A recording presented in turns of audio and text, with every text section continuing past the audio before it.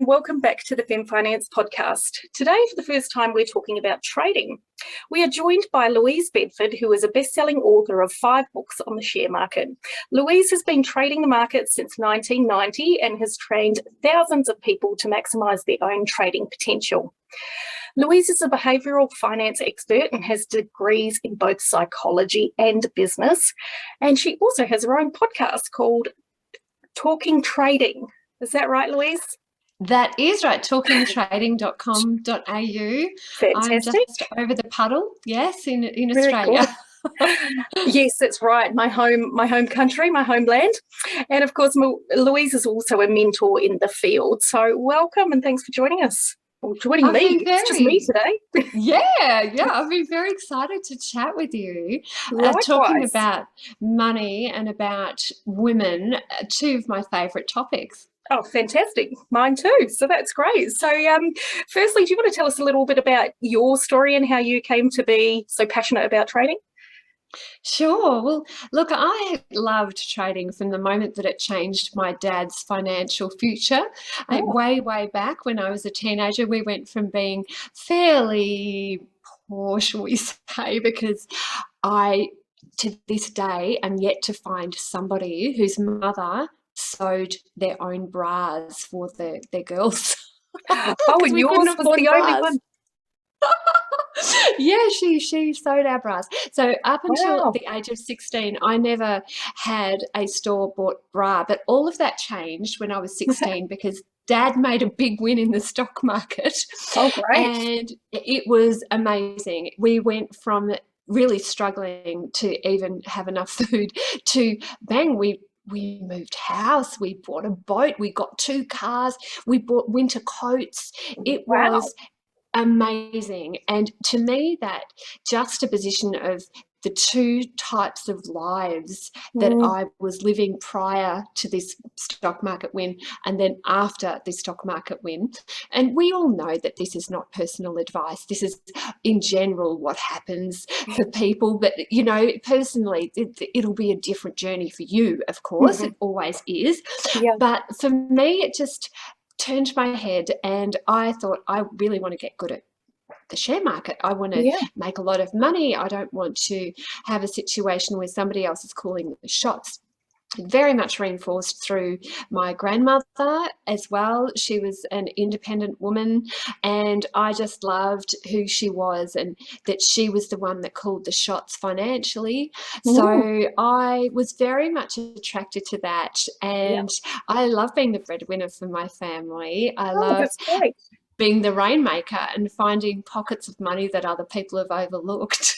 Oh, wow. You sound so optimistic, but you've obviously had some great role models and your grandmother would have been well ahead of her time. Oh, she was. She was a spectacular lady. And one of the pieces of advice that she gave me, which I will always treasure because I think it set the trajectory in my life. And that's why I don't think we can ever underestimate the things we tell our children and our grandchildren. She said, she who makes the gold makes the rules. Oh, I've never heard that before. Was that just a grandmother thing? I've never heard that saying before. I think it might have been. So she married for love, whereas, you know, back in the day there was some strategic alliances. But because she had the money, she made the rules. And their marriage was amazing. It was such an image for me of my grandparents is what I want to aspire to be like. And I think that that is a beautiful thing. So it's not just money, it's also the choices that it opens up. It's the schools you can send your children to, it's the holidays you can go on, it's the good you can do altruistically from a philanthropic level. Yeah. I think all of that is really to do with more than money. It's bigger than just money. Absolutely. It absolutely is. But getting the money into the hands of good-hearted people is, you know, can definitely change the world, can't it? So that's fantastic. So I mean, I've got to be honest, I know absolutely not much about trading. Do you want to sort of talk us through the basics and how would you even start? Where would you start? And I guess for someone like myself who's always just loved property, but the whole point of this podcast is to learn more and grow. Where would I start? And it seems a little bit overwhelming and scary, I've got to be honest. Oh, it can. And do you know as well, that's what the stats say also, is that women consider this to be a male domain. So the interesting aspect to that is that because women are more reticent to get involved, whereas the men are sort of gung-ho and shoot from the hip type of people, we end up making more money than the guys do. So consistently, not only in the surveys that I've run into my own tradinggame.com.au database, but also surveys that have been replicated from around the world, women are in the top earning in terms of what they take out of the share market, because we are more nervous, we're more conservative, we take decisions in general terms to be a little bit more seriously based than a lot of the guys. And that whole process that is going on in our mind, can we do it? We'd better check every box. We'd better make sure that we really know what we're doing. All of that feeds in beautifully. So if you're listening to this podcast and you're already nervous and you can feel those butterflies starting to strangle you, just know that that is completely natural, and over time, those butterflies will fly into formation and you'll be able to make money out of the markets. So where to start? Really starting with some good books, I think, is essential. I think really absorbing information from somebody who's been where you want to get to is really a great way to go. I have written a few books myself, so we should all seek those out then for sure. Yeah, I certainly recommend the two books that I've written for beginners, which is Trading Secrets and Charting Secrets. So those two books will get you set up and work out for yourself whether this is where you want to go. There's so many directions we can go in terms of our career, in terms of our hobbies. The way that I look at trading is, if you have a desire and if you have something in your heart that you want to achieve, then you can get there. It may not be through that main line, that the path that everybody takes. It might be this little slight detour. And I've just loved it for such a very, very, very long time. Oh, that's so good. Sorry. I mean, you're a great example of someone that's, taken the bull by the horns and, done it for decades now. So that's amazing. Do you know, actually, Emma, the funny thing is, because I do run a mentor program with my business partner, Chris Tate, is some of the people that come onto my mentor program now tell me, oh, my parents used to read me your book when I was a little girl or I was a little boy. And I'm like, oh my God, I've actually got the first, what a pleasure to experience my first third generation person come through my mentor program. So it's amazing. How fantastic. Yeah. So keeping money in families, I think, is very important, and just learning those core concepts about how to read a chart. Is it going up, down, or sideways? Yes. And when you're looking at candlesticks, which is a type of chart that I like, and I've been very well publicised as the candlesticks queen. Yes, I have heard that. Yeah. So green candles are the colour of growth, so it means the shares are going up. And red candles, they're the colour of blood, so the share is leaking money out of it. So if you can look at a chart and, with the help of a couple of books, maybe a course or two, work out whether it's going up, down, or sideways, you'll find a way to make money out of it. So am I right in surmising that trading is really, that's you guiding the journey yourself? Obviously, there's mentor programs like yourself, like the one that you offer, but it's really doing it yourself, as opposed to handing your money over to a financial advisor and sort of having them in the driving seat. It's like you being in the driving seat yourself. And that's exactly right.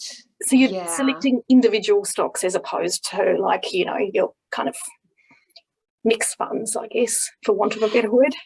A lot of the fund managers, they're pretty much replicating what the index is comprised of anyway.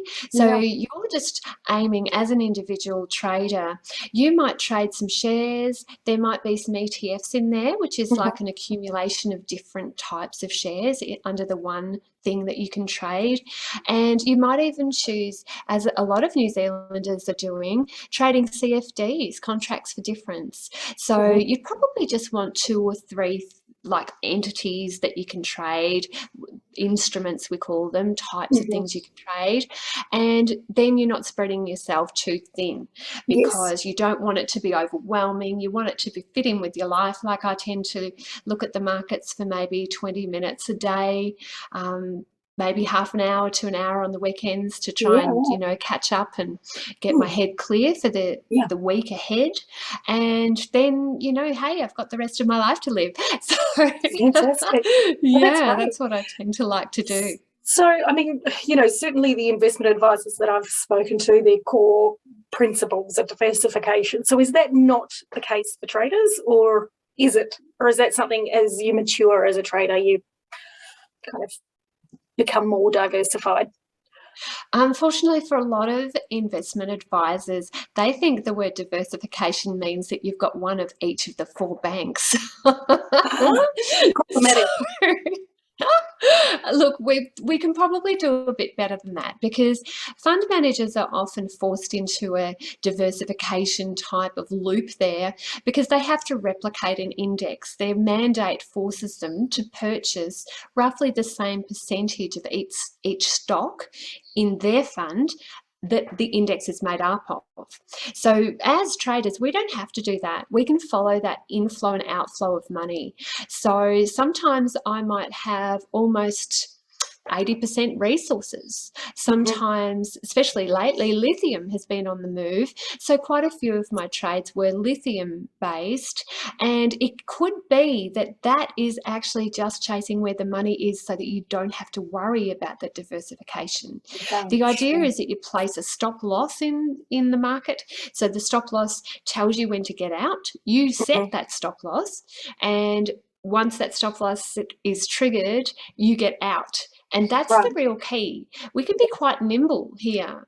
We can move into and out of things based on anything that's moving, we can follow. So we don't have those rules Yeah. enforced by those funds that can be very onerous. Yeah, sure. But it's certainly not a set and forget. You really want to be well educated and on top of your game, don't you? You do. You Mm. really Yeah. do. And I do urge everybody interested in this, if you're thinking, hey, maybe this can be a little sideline, Mm. maybe it's a way that I can make a little bit of extra money to go on a holiday here and there that I wouldn't usually go on.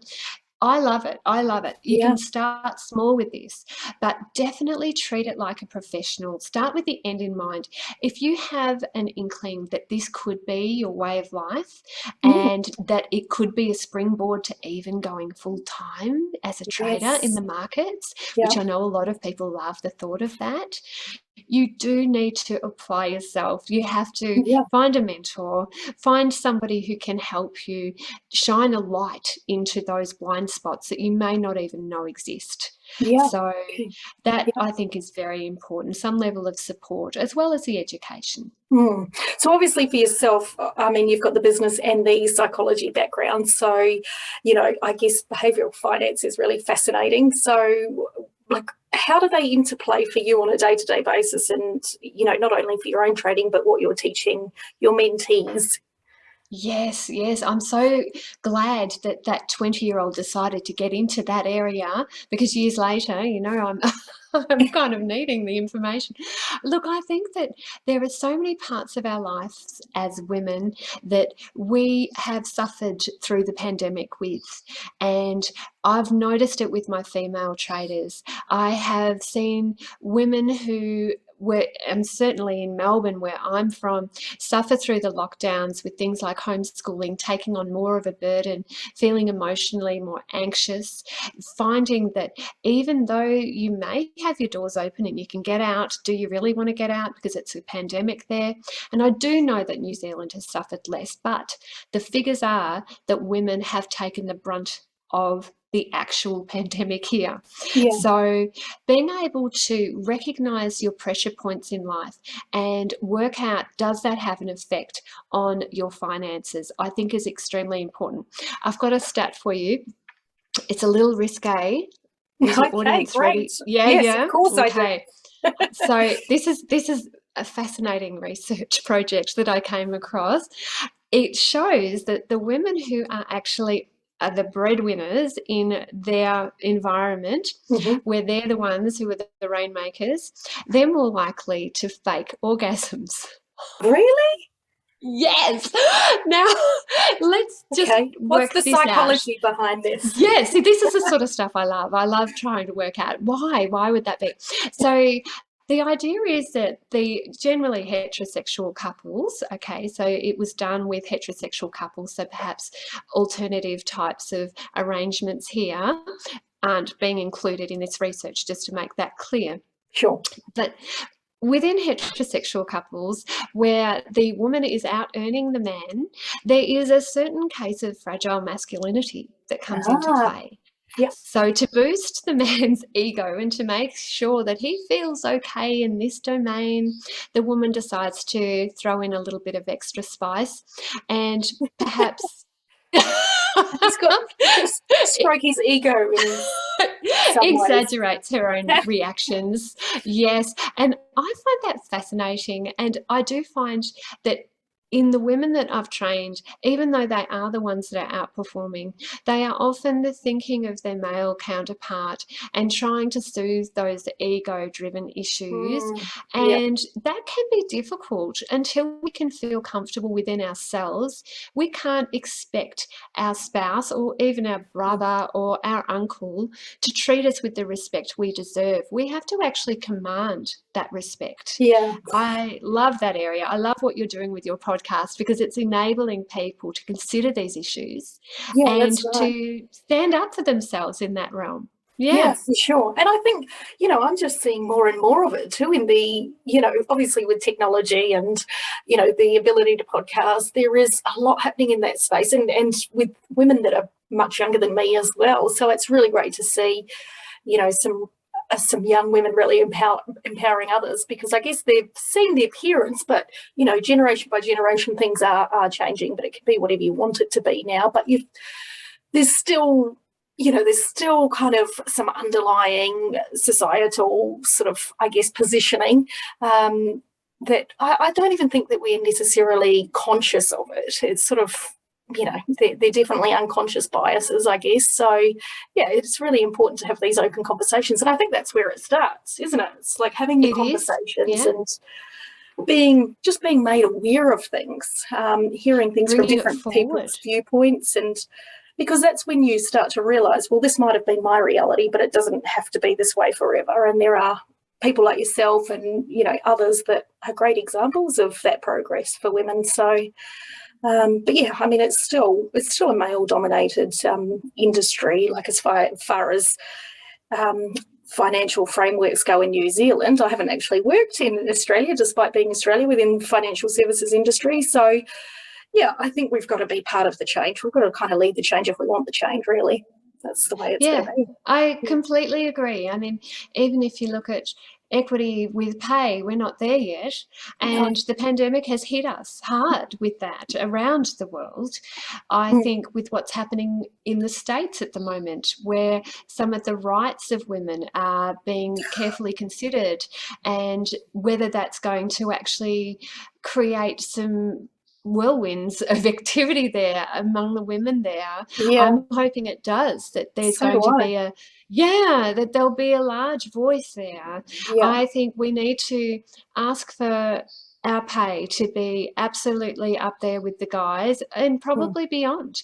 I know, coming from corporate Australia, when I had a real job, in inverted commas, is I can't believe that all these years later that we are still struggling for equal pay. Yeah, and it is funny that you say that. I know I'm probably contradicting myself, because I said there's a lot of movement, there's a lot of education, and there's more. I think there's more people speaking about it. But actually, when you look at the facts, not that much has changed in the last 20 years.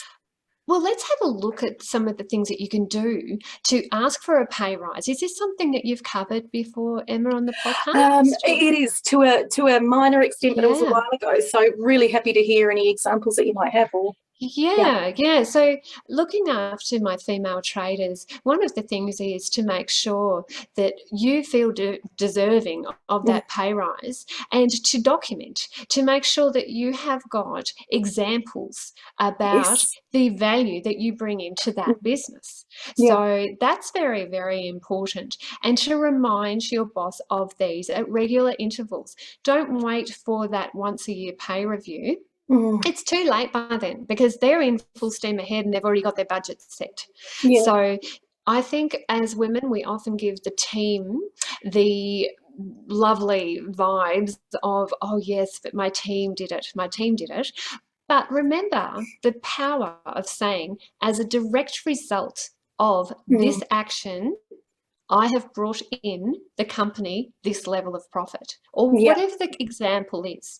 Provide very rounded examples. So I don't know if you've heard of the STAR method of providing an example, but I'll just go through that briefly here yeah, because please. it's a very good way to really reinforce a very rounded example, and you can use this even in a job interview. So STAR stands for situation, task, Hmm. action, result. All right, so Okay. let's give an example here. So the situation that I was in was that the customer complaints were going up and up.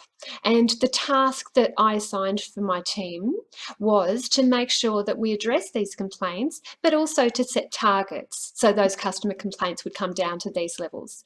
Yeah, The actions that I initiated to be performed were, and the result was.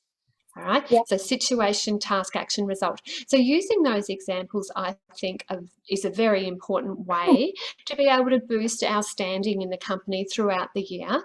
And also, if you haven't been able to get that pay rise and you know that other people have, because sometimes businesses do run out of money, and sure, they don't give anybody a pay rise, I get it. mhm, But if other people are getting it and you deserve it, you can say, look, next time, what can I do to be in that top percentile so that I can get the pay mm, rise next time? And when they say the specific actions, then say, great, I'm intending to do that. Let's schedule a time in 3 months so that we can review this. yeah, Okay, because really there's yearly budgets, there's always leeway, there's always some fat. Let the year go past a little bit, and then your boss might find there's a little pocket of money that they've forgotten about. So careful of your own suppositions that you have to fall in line with mm, that yearly yeah, absolutely. process. Yeah, that's right. And I look back to a situation when I first moved to New Zealand where I was an employee. I'm not an employee anymore, but and that, sort of expect like a yeah, there was the expectation that you'd be recognised for what you do. But if you don't actually, everyone's so busy, but if you don't verbalise it and you don't actually Yes. make it tangible, um, it's very easy to be forgotten because your managers might have a lot going on, and so they're not giving that analysis, or they're not sort of giving each person the time that is required. So yeah, advocating for yourself is that was a big lesson for me at the It's time. good. Yeah, I've Yeah, been in I the think it's workforce a long important. time and I don't know what it was about that particular situation, but yeah, I really didn't take control of it. But what it does is it makes you feel undervalued and almost, yeah, and it doesn't, Resentful. yeah, exactly, Yeah, exactly, for yeah. sure. So And yeah, remember the sandwich approach as well. So whenever we're approaching difficult things, unfortunately, this is also based on research. I'm not saying I'm pleased with this with the society, but this is based on research that we need to, as women, be careful of the label of being a bitch.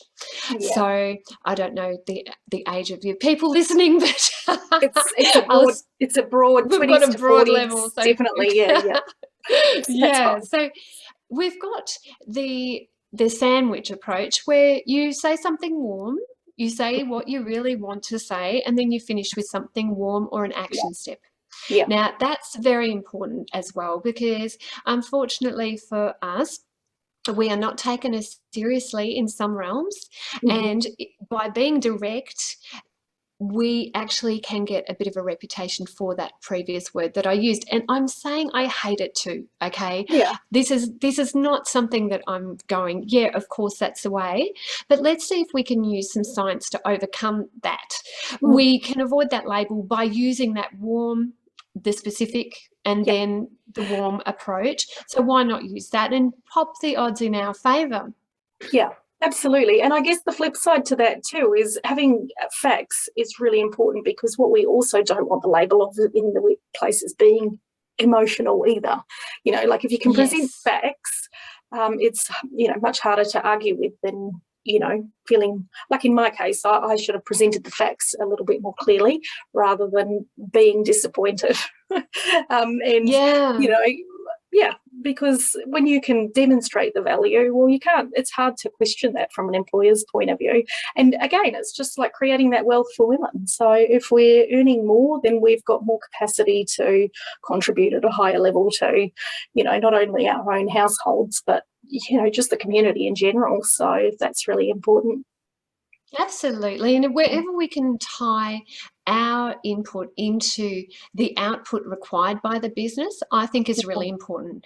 I had a young female trader come to me a short while ago, and her co-worker had touched her inappropriately. And she Okay, said, that's "What a am bit I going to shocking. do?" I mean, in this day and age, for goodness sake. So he Mm. did the big grab and a slap. And it's like, really? So we talked about methods, and that happened to me when I had a real job as well. And I had a wonderful boss at that stage who I'm still friends with after all these years. And we came up with a course of action to be able to approach this individual who touched me in that way. And I said to him, "Look, Mark, what you did was inappropriate, and it is not the way to get the best out of me.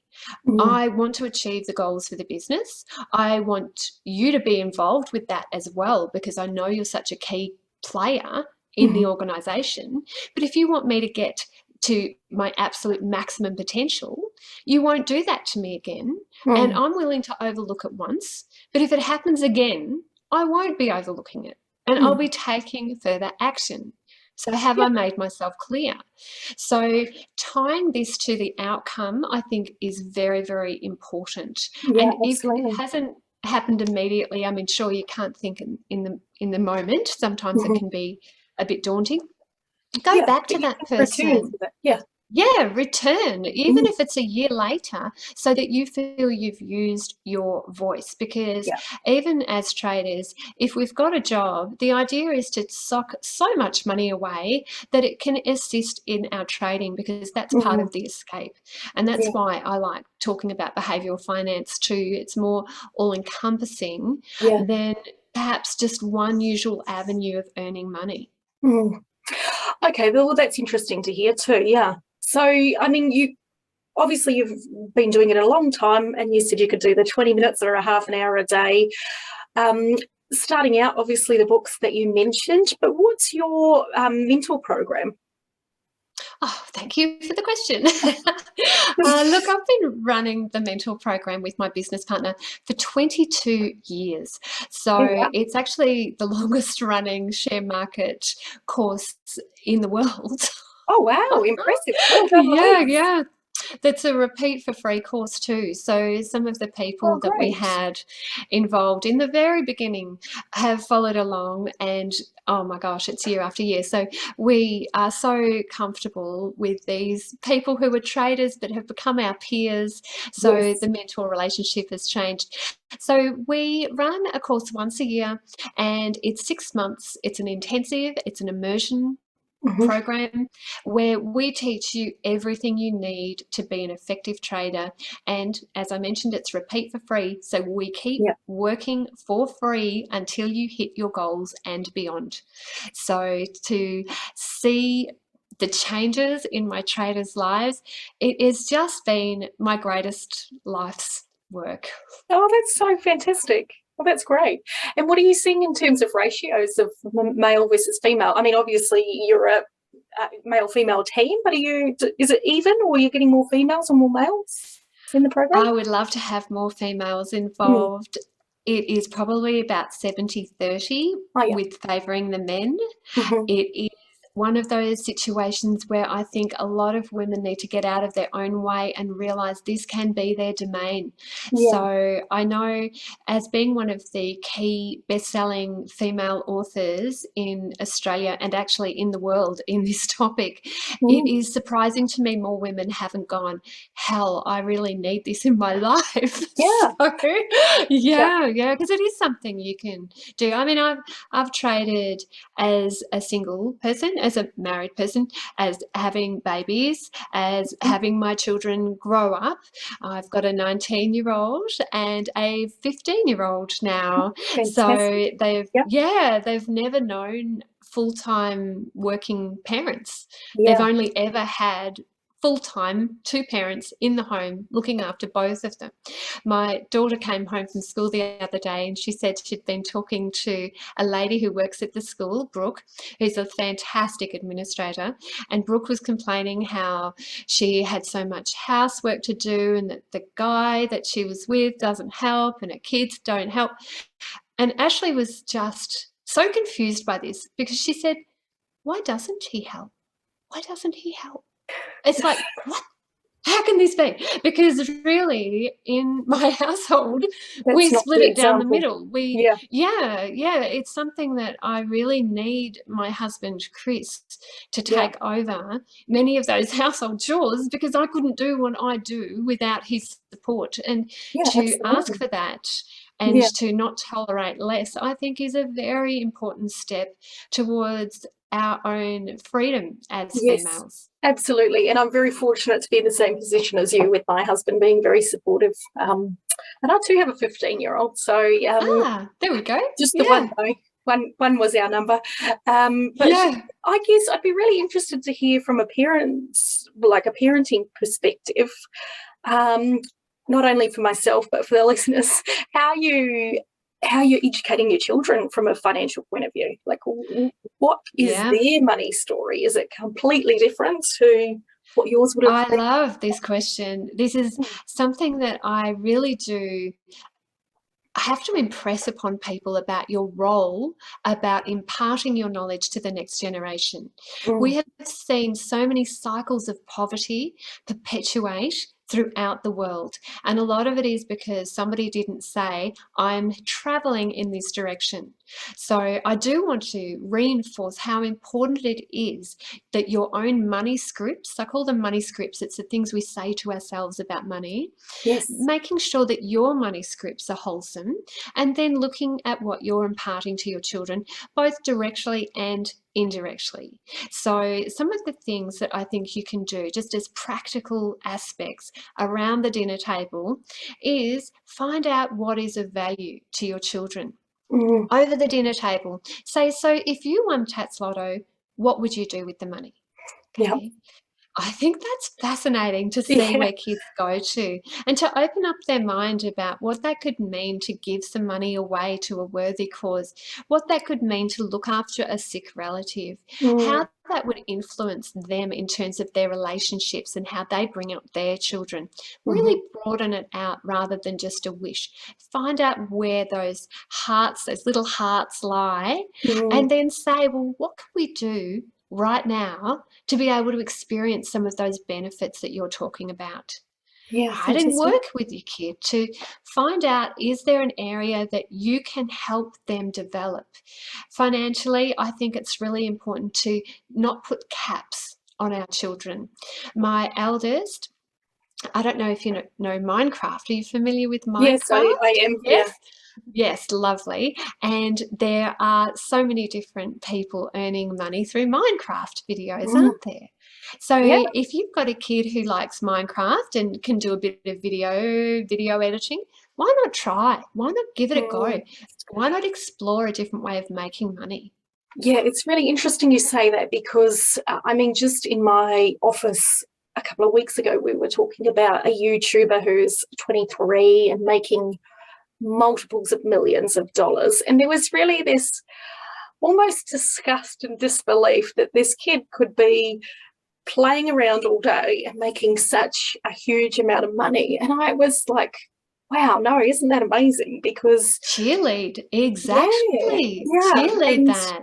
but really that rhetoric that we're hearing from some of the older generation, or our sort of our age group and above, is they don't know hard work. But actually, it doesn't necessarily need to be hard work. It's being smart. It's working out, how you want to spend your time and whether there's some financial reward. It's almost finding that position where you can have your interests, um, and your finances met, so that you can live the life that is rewarding. So, Absolutely, and being careful with your words, just the way you said, because that mm, can really influence a kid.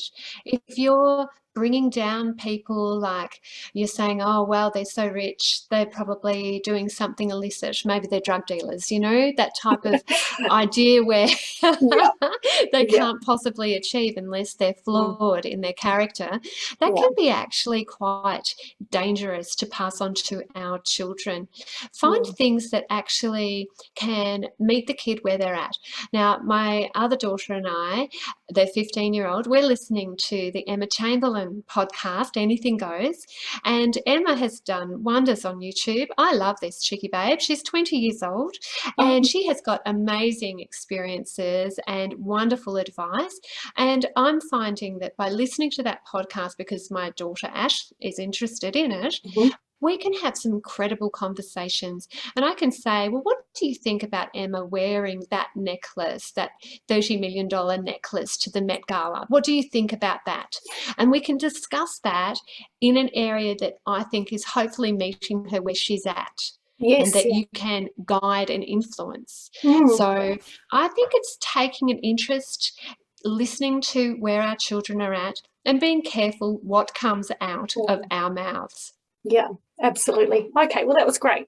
That's kind of a bit of a deviation, but it's such an interesting topic to me. I mean, I just give that some context, probably a little bit like how your family life started. That's where mine was. So it's been a real progression to change my money mentality, I guess, and to, you know, kind of seek and feel worthy of more than where you came from. Like, that's really And important. we all have our little hiccups here. Mm. And if Oh, yeah. you're listening to this and you're also experiencing, but I don't think I'm worthy type of Mm. feelings that we've been talking about, I've got a little exercise for you. I just think it's one of the most powerful things we can do. Go to the most expensive hotel in your area, go and order a hot chocolate or a coffee, sit in the lobby and really claim your space. Now, this is where I belong. I belong with these people who've achieved in life. I deserve to Mm. be here. Reinforce your own thought patterns of positivity around cementing your position in that Mm. society. Yeah. And if you're struggling, it's natural, I get it, but do it again and again. Get yourself comfortable to talking about money, dealing with money, being able to feel that you deserve money, and money does flow into your account because of it. I can tell you that money flees need. So if you're saying things like, well, we can't go overseas because we can't afford it, children, Mm. that reinforces a perpetual cycle. I would suggest, even if you've decided that that's not on your agenda, you say, we're choosing not to. I love that. I love that. And that's something that I chat to my friends and colleagues about too, is exactly that. Yeah, I choose not to. I prioritize other things right now. And that comes from a position of power and choice rather than lack and, yeah, that poverty mindset. So, yeah, I love that, Louise. Absolutely. Love it. Yeah. And perhaps one other little exercise that, depending on whether your child is into this, is we could, I haven't done this yet, but we're in the process of planning it. We're planning an Instagram day, right? So we rise at 6 o'clock, we go to the gym, we have chia seed breakfasts. Oh, Right. So we plan the day that we actually think these Instagram people are doing. And I'm interested in that as an affluence reinforcer, but also we've also got a day in our calendar that is actually more set, where we are going to live below the poverty line. Now, that involves for Australia, and I know the currency rate of exchange is slightly different, but for Australians, That's $22 for the week of food. $22. Now, Oh my that gosh. is unbelievable. So we've planned 5 days because you can't, buy oats, for example, in just a 1-day pack, and we're breaking it down. So we're going to do Yes. 1 day together. Mm. So what this will consist of is eating pearl barley and garlic, rice, oats. There will be some green beans and some Yeah. carrots because they're cheap at the moment. And Yes. that's about it. So we're going to do 1 day, and then we might try 5 days. I'm uncertain about that. But we'll definitely do 1 day to balance off the Instagram day. And that way we can discuss how we feel about that, what it's like for other people in that situation, and contrasting our own attitudes towards if that was never ending, how would we feel? Oh, that's amazing. And so are you doing that with your children, Yes. did you say? Yeah, that's This is the great. thing, having psychology as a background, my children become the little rats I run through Yeah. mazes for right or wrong. They're quite used to me doing little experiments on them, that marshmallow experiment. That is so great, though. Like, that is really a fantastic idea. But I also want to just point out that I think maybe that Instagram day actually isn't as fun as what everyone imagines. Yes, Yeah, that will and be who can interesting be as well. bothered looking that good? Who can be Yeah. bothered doing that many selfies? And is that something that can be maintained? And what goes on behind the scenes to Yeah. create that one perfect photo? So I'm interested at many levels with Yeah, this. for sure. And I think my 2 children are really going to come out with some different realizations because of their age difference as Yeah. well. So I'm looking forward to it. I'm definitely planning this. And if anybody decides to plan this with their kids, I'd love to hear from you. You can get in touch with me. My email is louise@tradinggame.com.au. Send me an email, louise@tradinggame.com.au. I would love to compare how your Instagram day goes and your day under the poverty level. That is fantastic. So I think I'm going to bring my son into that. That sounds like just a fun experience. So, wow, we've covered a lot of little bits and pieces there, Louise. So thank you so much for your time. Now, where can people find you if they want to follow everything? Where are all the places? Come and meet me at tradinggame.com.au. That's my key website, tradinggame.com.au.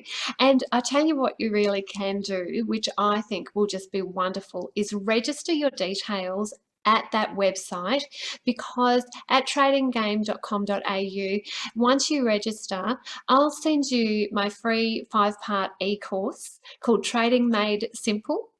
And I'll also send you my trading plan template, and that will take you through everything you need to know before you start trading. What areas should you cover? So that would be the ideal next step for all of your traders, whether they're beginners, because the beginners will get a lot out of that course, Trading Made Simple, or whether you're advanced as a trader, because of course, advanced traders, we need to keep on going to that school of Yeah, education to keep our absolutely. skills up and get that trading plan template. Now, Emma, could you perhaps tell us a little bit about your podcast? Because I know that my people are listening very keenly to this as well. Yes, great. So one of my work colleagues, who's also an advisor, Amy and I started this. So Amy's in her 20s, I'm in my 40s. So it was just a really interesting position for us to talk about the different ages and stages of life. We sometimes do individual podcasts like this, so chatting to you, Louise, but yeah, right the way through, Amy pops up, and so she's moved town, so it's not quite as easy as it used to be for us to podcast together.